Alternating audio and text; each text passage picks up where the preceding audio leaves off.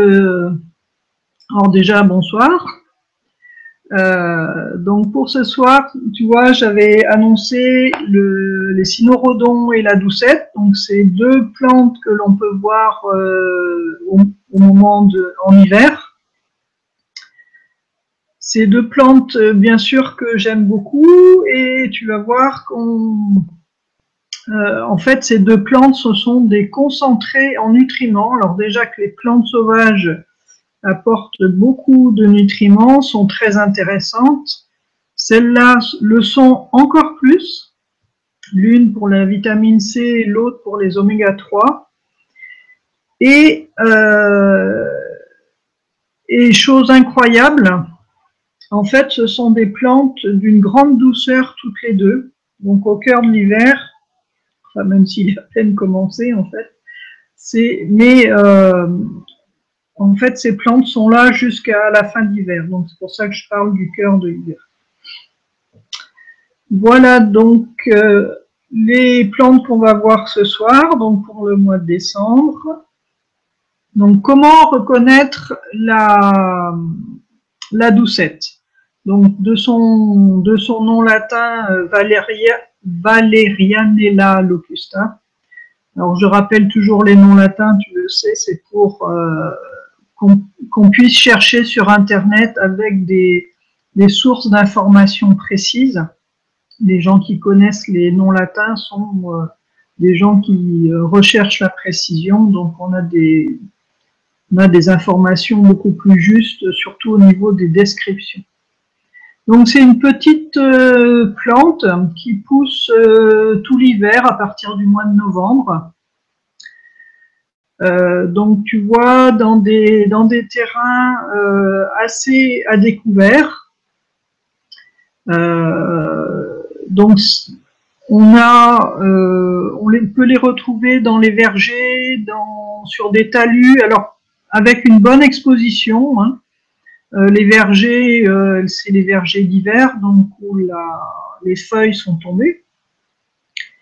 Et donc ces petites plantes, en général, poussent en colonie. Hein, quand on en voit une, en fait, on en trouve plein juste à côté. Alors ça se voit pas forcément du premier coup, bien sûr, parce qu'elles sont très petites, en fait. Quand je parle des 10 cm, c'est une fois en fleur, alors que là, la petite plante, enfin il y en a plusieurs, hein, là sur la photo on en voit plusieurs, il doit y en avoir 4 ou 5 qui sont collées les unes aux autres, et là ça fait, ça fait 10 cm aussi de large. Mais sur un champ, dans un verger, ça fait pas beaucoup de loin, ça ne se voit pas beaucoup. Donc ça fait elle se présente sous forme de rosette en hiver. Donc sous cette forme-là, c'est pour ça que j'ai choisi cette photo. Et donc comme on peut voir, les feuilles sont donc spatulées. Alors spatulées, ça vient de la forme de la spatule, donc large, arrondi au bout, et une certaine largeur. Une spatule a très souvent une certaine largeur au niveau de la poignée. Donc là c'est pareil, les feuilles sont larges à la base et s'élargissent un peu plus à la pointe, mais donc l'ensemble de la feuille est assez large, mais elle est quand même plus longue que large, bien sûr. Les nervures, alors chose très importante, on verra un peu plus loin, c'est une des façons de la distinguer d'autres plantes. Donc les nervures, comme tu peux le voir, sont imprimées en creux. Ce sont des nervures pennées. Hein. Pennées, je ne sais pas si tu te souviens, mais ça veut dire en forme de plume. Et le bord du limbe est soit très lisse, soit avec quelques tout petits picots, mais ils sont vraiment infimes, il faut vraiment voir de très très près. Là par exemple, on les voit même pas sur cette photo. Et ensuite, donc apparaissent des fleurs bleues, mais beaucoup plus tard, en mars-avril, quand la plante va commencer à disparaître. Alors, avec quelle plante on pourrait confondre la doucette? En fait, il y en a trois, donc je présente l'autre sur la diapo suivante. Donc une des rosettes, là j'ai trouvé que des photos en fleurs, mais ces deux plantes que l'on voit là se présentent sous forme de rosette l'hiver, hein, de la même façon que la doucette. Sauf que comme on peut voir là sur la photo de gauche avec le myosotis, la rosette de feuilles est formée de feuilles très velues et très douces au toucher. Hein, on voit les poils d'ailleurs sur le bord des feuilles. Alors ça remplit toute la feuille, hein, c'est juste la photo qui montre les poils en bordure, mais ils sont présents sur toute la feuille. Les myosotis ont ce qu'on appelle un pétiole. J'en ai déjà parlé, c'est la tige de la feuille. Hein. Alors que comme on le voit là ici sur les feuilles de la doucette, il n'y a pas à proprement parler de pétiole. Hein, c'est ce que je disais, la forme spatulée. La tige de la feuille, en fait, est tellement large que c'est la feuille, c'est pas le pétiole. Alors que le myosotis est beaucoup plus affiné, on a un vrai pétiole, une vraie tige de la feuille. Donc le myosotis est formé de poils très doux. Alors, il fait partie de la famille des Borraginacées.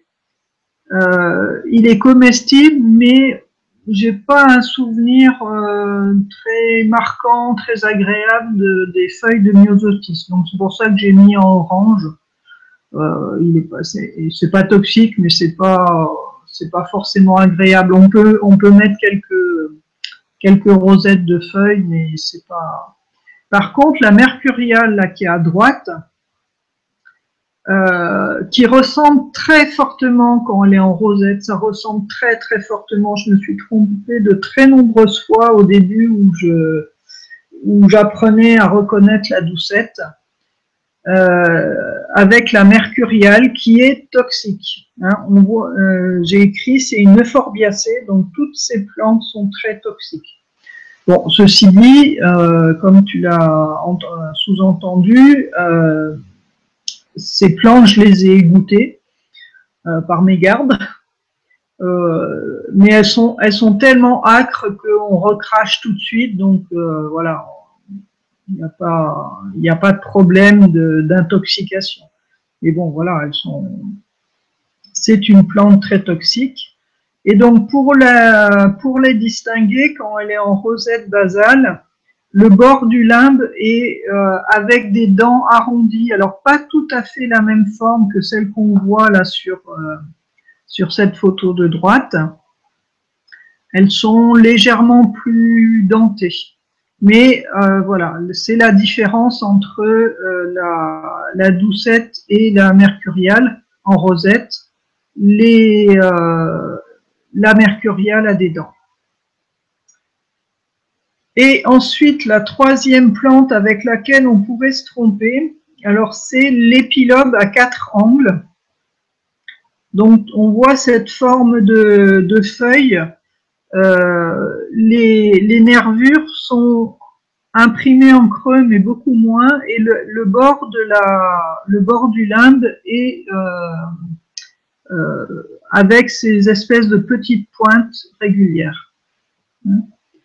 Donc pareil, alors épilobe, c'est pas très toxique non plus, pas agréable à manger, mais pas très toxique. Donc c'est pas très grave.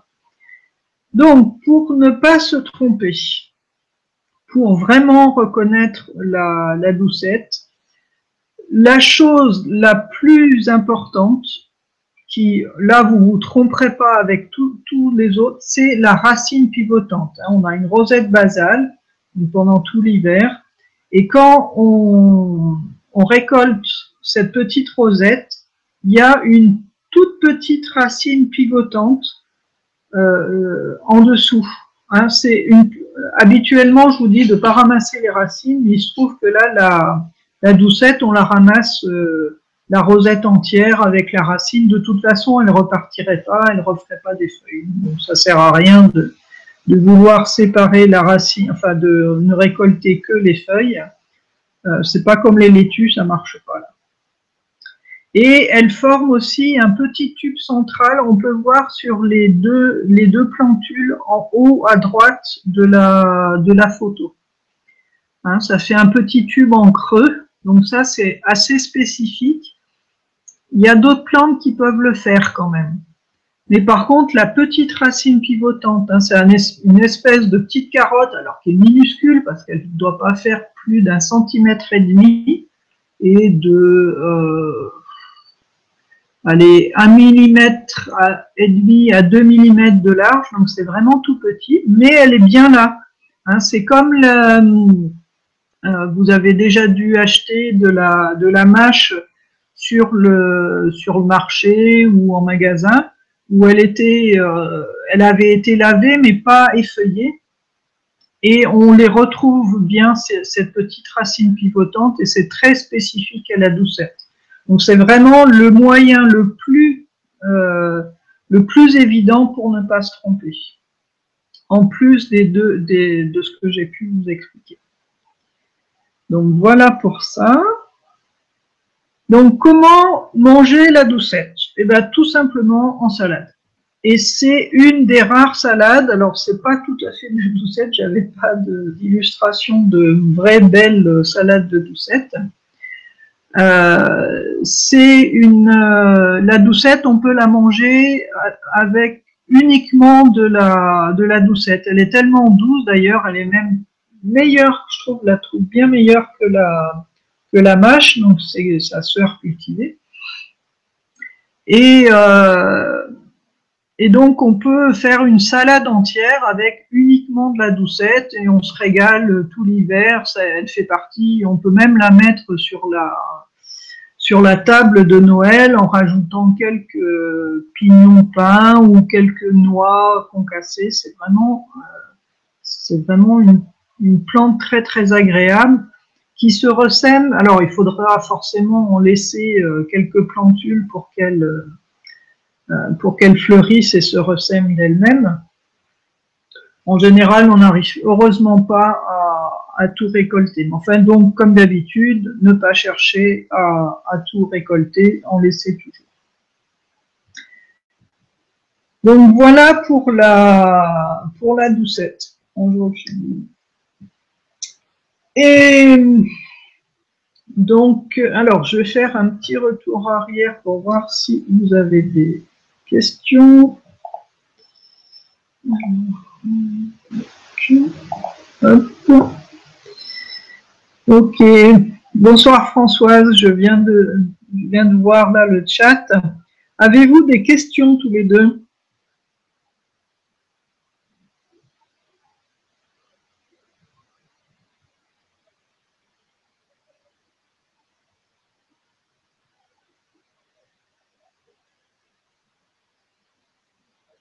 Est-ce qu'il y a quelque chose que vous n'avez pas compris ou peut-être tu as besoin de précision, Françoise?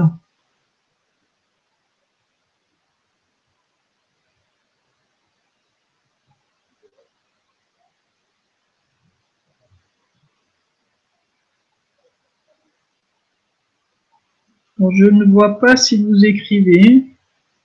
Pouvez-vous me répondre oui ou non que je... Non. Ok pour Françoise. Et pour toi, Maurice, as-tu une question ou c'est bon, les explications que j'ai données sont suffisantes pour toi, pour pouvoir aller les rechercher plus tard?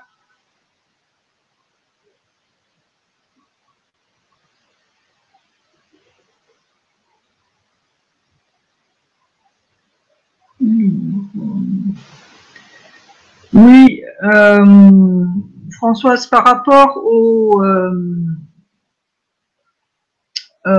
oui, certainement que tu en as dans ton... Enfin, ça arrive assez souvent quand on est dans le potager. Je le disais au début de la conférence, en fait, elle pousse dans des terrains à nu. c'est un peu le pourpier de l'hiver. En été, le pourpier protège la terre et en hiver, ça va être la doucette. Donc je passe à la suite. Hop, je reviens sur... Voilà. Donc, l'églantier qui forme des fruits qui s'appellent des cynorrhodons. Alors, ça s'écrit avec 2 R ou un seul R. Les 2 appellations, les 2 orthographes sont justes. Donc, c'est les fruits du rosier sauvage qui s'appelle Rosa canina. Donc, le rosier sauvage, vous avez dû en voir dans des... Alors, c'est surtout dans des friches où le sol est assez pauvre. On en voit plein en montagne, ou là où il y a des... En montagne, dans le... comment ça s'appelle cette... enfin, chaque fois qu'il y a un sol très peu épais, très caillouteux, des choses comme ça, on voit très facilement le rosier sauvage, mais pas seulement. Hein. Vraiment, il y en a un peu de partout en France. Donc, c'est un petit arbuste qui peut atteindre jusqu'à 2 mètres de haut, qui a des feuilles de 5 à 7 lobes, ovales et dentées. Hein. On va voir d'autres photos plus loin, là, ici. C'est un arbuste qui a des fleurs à 5 pétales rose pâle. Hein, c'est la fleur sauvage, la fleur d'origine du rosier. Hein, le rosier ayant été cultivé, les hommes ont développé le doublement, triplement, enfin ils ont fait multiplier donc les pétales. Mais à l'origine, elles ne sont que 5 pour la rose, et donc la rose sauvage ne contient que 5 pétales de couleur rose très pâle et a de multiples étamines. Donc les fruits, comme je disais, s'appellent les cynorrhodons, ils sont de couleur rouge, et tous les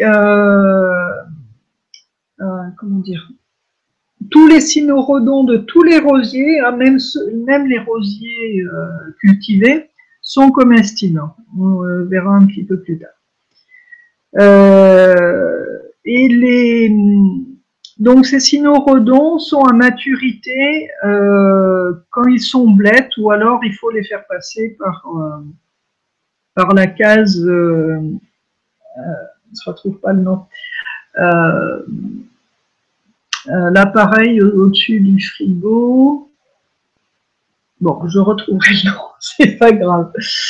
Donc, les fruits renferment des graines velues et irritantes quand on les mange, d'où le surnom gratte-cul. Hein, on va avoir une petite description un peu plus loin. Donc là, les confusions possibles, on peut confondre avec beaucoup de fruits du rosier. Alors, ils peuvent avoir des formes un peu différentes, essentiellement comme le Rosa canina, donc une boule avec des étamines à la pointe. Après, il y en a d'autres qui ressemblent fortement. Donc, on voit au milieu à droite le Rosa palustris avec des petits piquants. Je voulais vous les mettre parce qu'il y a parfois en récoltant donc des cynorrhodons, j'ai vu qu'il y avait des cynorrhodons avec des petites épines, comme le Rosa palustris. Donc la même forme en haut à gauche et avec des petits piquants. Ou alors avec ces sépales, comme le Rosa rugosa, avec ces sépales qui sont très développés. Hein, c'est une autre forme, mais tous les trois sont des cynorrhodons.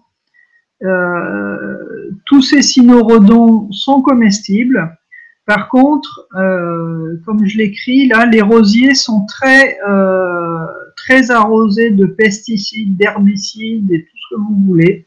Ils résistent très bien. Enfin, d'ailleurs, on met tout ça pour qu'ils fassent des très belles roses. Alors le Rosa canina, non, hein, il n'est pas En général, j'ai jamais vu qu'on mettait un herbicide ou un engrais quelconque, hein, ce sont des sauvages. Ils sont souvent dans des lieux assez préservés. J'ai pas de souvenir d'en avoir vu dans des lieux pollués particulièrement. Donc a priori, à l'origine, ils doivent être sensibles à la pollution. Par contre, le Rosa rugosa qu'on voit tout en bas, lui est particulièrement, comment dire, pas sensible, à l'inverse, supporte particulièrement fortement la pollution, au point qu'on les retrouve très souvent entre les deux voies, au milieu de l'autoroute ou sur le bord des parkings d'autoroute ou sur les voies à grande circulation, et des milieux particulièrement pollués, et pourtant ils sont dans une forme extraordinaire. Donc le Rosa rugosa, à moins d'en cultiver chez soi, ou il vaut mieux éviter de, voilà, on va pas aller les récolter sur le bord de l'autoroute ou des voies de grande circulation. Mais à l'origine, ils seraient comestibles. Donc les critères distinctifs pour reconnaître les cynorrhodons. Donc c'est un fruit rond, entre rond et ovale, avec les multiples étamines sèches au milieu, donc à la pointe, hein, on le voit sur le petit schéma que je vous ai fait là à droite. Et donc on voit sur la gauche, c'est le schéma de la fleur, hein, où on voit l'espèce de cupule là, qui va gonfler et former le fruit. Hein. Et on voit la double épaisseur, en fait, c'est ça qui forme. Alors en botanique, ils appellent ça un faux fruit, parce que, enfin, bon, c'est comme ça. Donc les graines sont au milieu, et les petits poils urticants, en fait, je les ai pas dessinés parce que j'avais un gros crayon, mais en fait, sont attachés sur les graines, donc il faut enlever si on veut pas avoir de soucis désagréables plus tard. Alors, l'intérêt nutritionnel du cynorrhodon, c'est 4 fois plus de sucre. Alors, un sucre qui est, c'est pas le sucre raffiné, même issu de la betterave à sucre ou de la canne à sucre. Hein, à l'origine, ces sucres sont de très bonne qualité. Le problème, c'est que on les a raffinés, on les a chauffés, et donc au niveau alimentaire, au niveau nutritionnel, ils sont très peu intéressants. Ils font monter le taux de... on a décidément les mots ce soir. Le taux de sucre dans le sang, on va dire. Donc ces sucres-là sont assez nocifs, mais parce qu'ils ont été industrialisés. Hein, si on les gardait dans le même genre que le cynorrhodon, ils auraient des qualités nutritionnelles. Ils ont d'ailleurs des qualités nutritionnelles tout à fait intéressantes. Donc ce sont des sucres très digestes et très intéressants pour la santé. En vitamine C, alors ça ne va pas jusque à aller, je crois que c'est 70 fois l'acérola qui contient 70 fois la quantité de vitamine C de l'orange, mais celui-là fait 25 fois déjà, c'est déjà énorme. Il est disponible donc en Europe par chez nous. Et c'est une vitamine C, chose extraordinaire, c'est le seul fruit que je connaisse, enfin fruit ou légume que je connaisse, qui puisse être conservé même après cuisson. Hein, la vitamine C, je vous l'ai dit, je vous l'ai déjà dit sans doute, la vitamine C s'abîme, se dissout à l'eau et s'abîme à l'air, à la chaleur et à la lumière.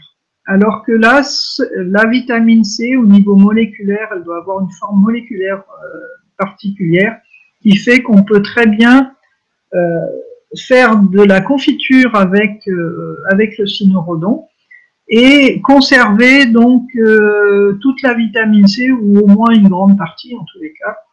Ce qui fait que les confitures de cynorrhodon sont des compléments de vitamine C pour l'hiver très intéressants. On voit aussi que, pardon, que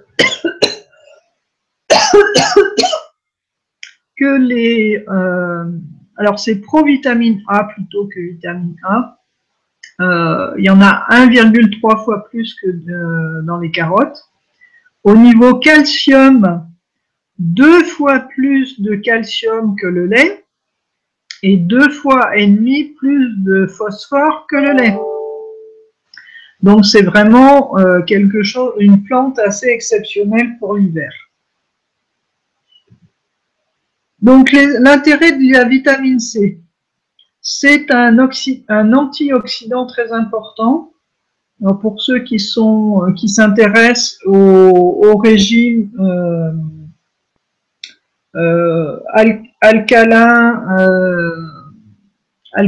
alcalin ou acide et alcalin, en fait, antioxydant veut dire alcalinisant. Donc c'est très très intéressant puisque toutes les autres formes de je ne vais pas rentrer dans les détails, mais enfin ça fait partie des tous les fruits en général, hein, les fruits mûrs sont alcalinisants et essentiellement aussi tous les légumes. Alors tout ça, je parle de cru. Hein, une fois qu'on chauffe, il n'y a plus les mêmes propriétés. Mais en tous les cas, en fruits crus, très alcalinisant puisqu'il y a 25 fois plus de vitamine C que l'orange, qui est la référence au niveau diététique. Hein, c'est pour ça que j'ai choisi ce fruit. C'est un agent anti-infectieux. Ça a un rôle très important dans la santé des os et des gencives et c'est essentiel à la bonne absorption du fer. Alors là, ça rejoint l'idée de comment ça se fait que les protéines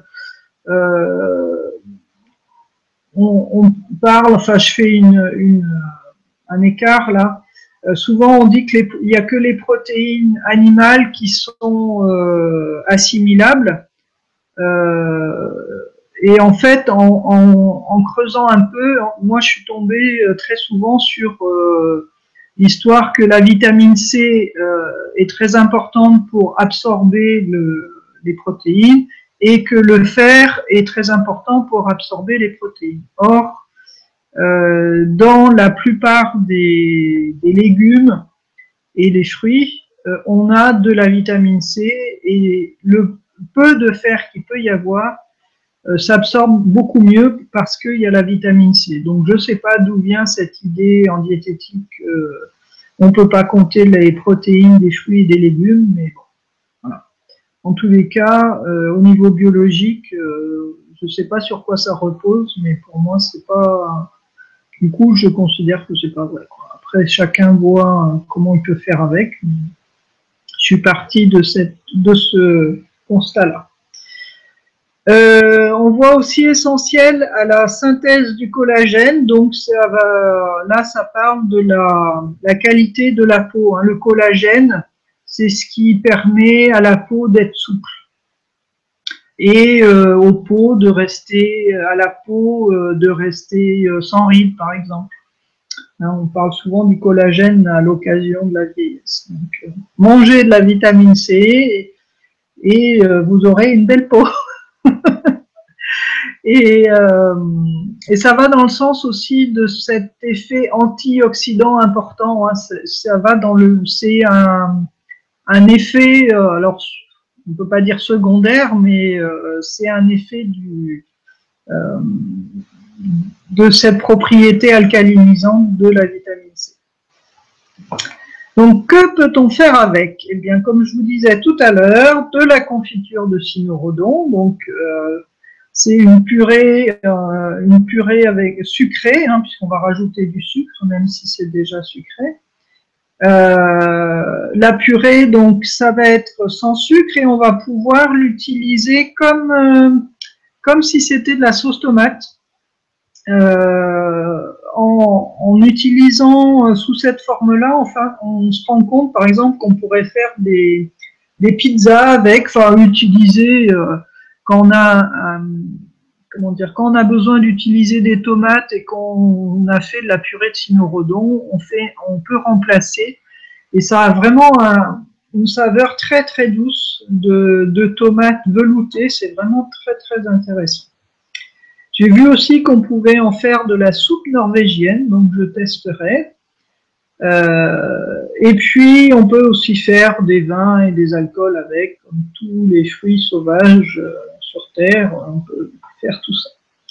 Donc, je pourrais vous envoyer alors, c'est la recette de confiture de cynorhodon. Comme ça, vous pourrez tester avec vos récoltes.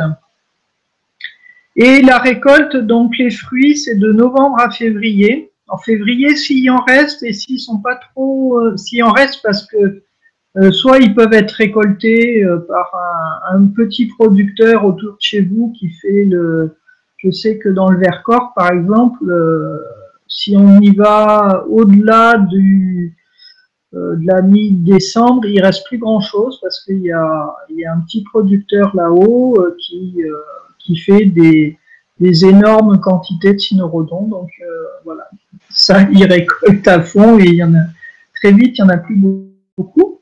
Il y a aussi les oiseaux, les animaux, pas seulement les oiseaux, hein, tous les animaux qui se régalent de ces cynorhodons. Donc en février, voilà, s'il n'y a pas trop d'animaux, s'il n'y a pas trop d'humains qui récoltent, il peut y en avoir. S'ils ne sont pas tombés d'eux-mêmes aussi, parce que à force là on les voit bien ronds, bien lisses, donc ça c'est avant le gel, mais une fois que le gel arrive, en fait les cynorhodons blétissent, hein, se ramollissent, deviennent en purée et ils peuvent tomber par eux-mêmes. En fait. C'est comme ça d'ailleurs qu'ils se ressèment. Hein. Donc voilà pour le cynorhodon et nous sommes arrivés à la fin de notre